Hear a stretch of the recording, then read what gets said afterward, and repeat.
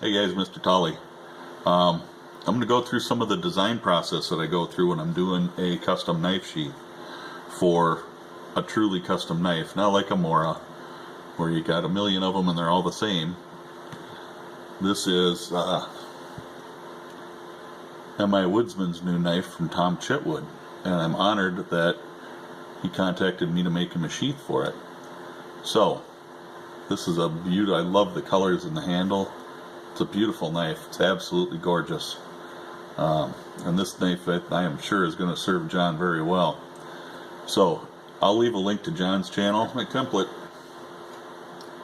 All I did to do this side is I folded it in half and just cut it there. The knife will fit in here.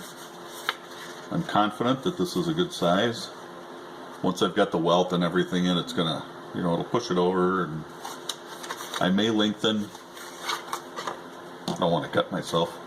I may lengthen this a little bit and leave the option of I'll use probably a D-ring on here and leave that option to take that D-ring and just leave it hanging there and be able to slide a belt through, which I think is probably a good idea. So it gives him the option of having the belt, having it go right on his belt, or having the dangler, which will just be hung on a D-ring or something, some sort of, I'll figure it out. See what I got laying around here. Not really. I have what I need. And do it that way. So, there you go. So far so good.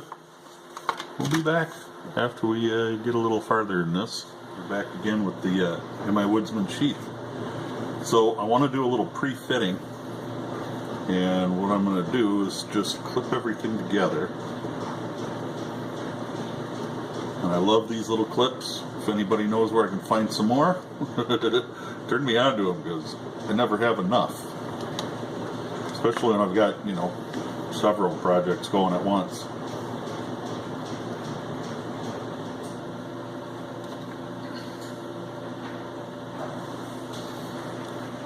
So that's pretty much, and this will fold back probably right about there, and it'll be stitched and stitched down back here. So let's see. We want it to go about there,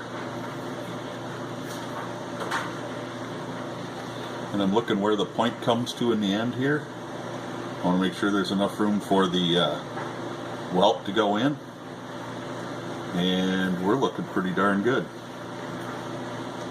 So I think what I'm going to do is cut the welt. I may have to narrow this strap a little bit. It's looking right here.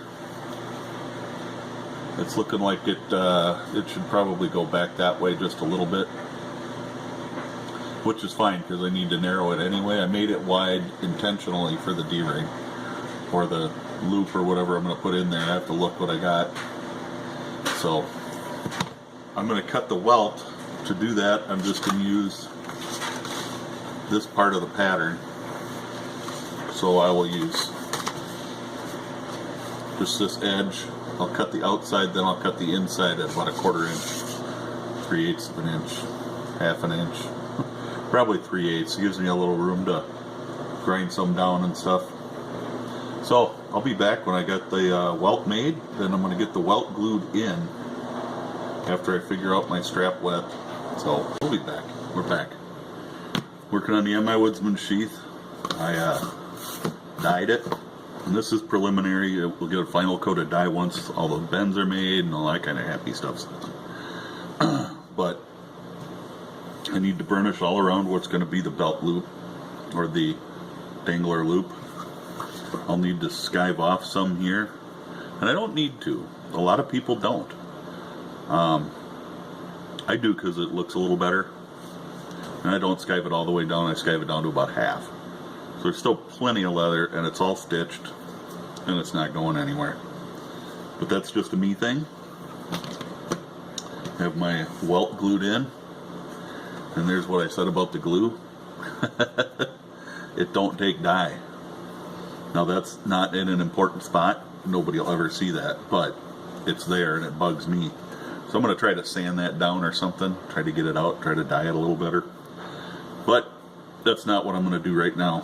Right now, what I'm going to do is I cut this piece to be the ferro rod loop, and these lines inside, I've got to skive back from that line to about half, because I'll cut out a piece of the welt when I decide exactly how I want it in there. Which I'm thinking this one's going to go at a little bit of an angle, which I don't usually do. But this John's ferro rod here has a pretty good sized stout handle on it. I really like that handle, by the way. That's awesome. And I think Tom Chitwood did that, and it's great. It's awesome. I love it. So it's a 3/8 ferro rod. I have a 3/8 metal bar pin, something I keep around just for this. It's 3/8 diameter, so it's the same as a 3/8 ferro rod. I have a 5/16 one too. So I'm going to skive these down, wet this down really good, fold it, and it's going to be bent right around that bar. I'll have to put some clamps on there and all that kind of stuff, and I'll probably wind up stitching it. In the end, that'll be 3/8 of an inch. Let's hope anyway. So I'm going to go ahead and get this all wetted down. Set that aside for now so it doesn't get wet when I don't want it to. And I'm going to watch a couple of videos while I'm doing it. And I'll be back. Hey folks.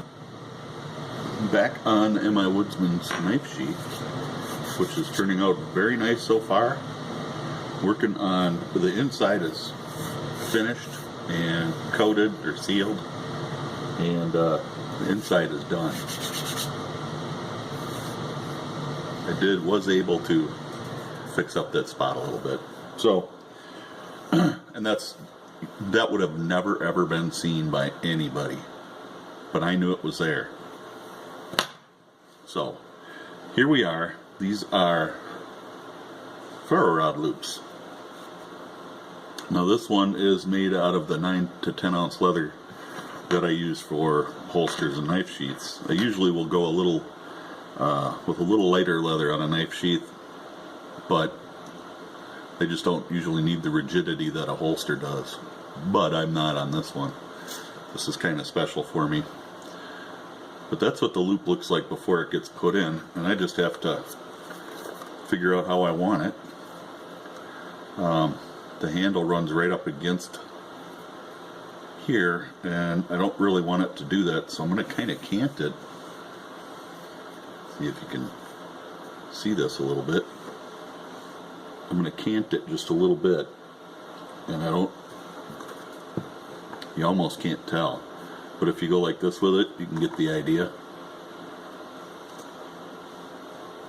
It's not that severe. So it'll be at about that angle, just to leave a little space in between and leave enough room to get a hold of it, pull it out, and not interfere with the knife. Now that's part of the problem with putting a ferro rod on, is I'll mount them way lower than the top of the sheath, so that they don't interfere. And I could, because it's not as long as the sheath.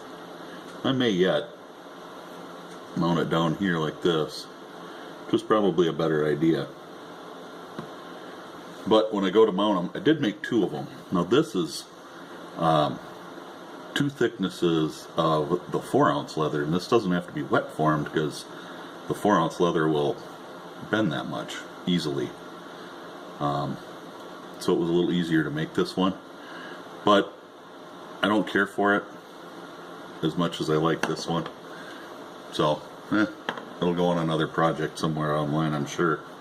I'd never throw anything like this away. It'll sit here on my bench until it finds a home.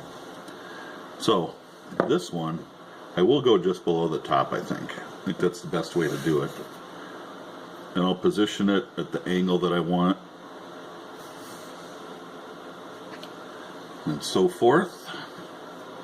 And it is going to go right there, I believe. Where's my pen? So I'm going to make a mark here. And a mark here, because we'll have to cut that welt away And I'll make a mark here and here, because I'm going to have to trim to that. And that's going to be a hole. I'll draw a straight line, I'll cut it off straight, and then we'll go from there, because I'll have to kind of, it'll curve ever so slightly. I'll probably just follow that line I just drew there. But I'm going to cut that, and I will cut this and pull this out. Now, since I glued it down because I didn't know where it was going to fall, I had to glue the whole thing down. I'll come under the edge with an X-Acto knife and just to cut the glue bond and make it smooth there. So we'll be back in a few minutes.